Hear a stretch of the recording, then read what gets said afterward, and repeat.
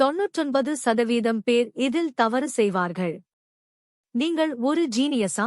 இந்த கணக்குகளை கவனமாக பாருங்கள். 3 ஜோடி காலணிகள் 30. ஒரு ஜோடி காலணி 2 பூனைகள் 20. ஒரு பூனை 2 ஜோடி விசில் 13. அப்படி என்றால் ஒரு காலணி ஒரு பூனை ஒரு விசில் எவ்வளவு?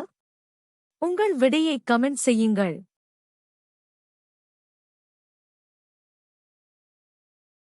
பதில் 12. மதிப்புகள்: 1. ஒரு ஜோடி காலணி 10. ஒரு காலணி 5. 2. பூனை 5. 3. ஒரு ஜோடி விசில் 4. ஒரு விசில் 2. கணக்கீடு: ஒரு காலணி 5. பூனை 5. ஒரு விசில் 2. 5 5 2 12. சரியாக கணக்கிட்டீர்களா?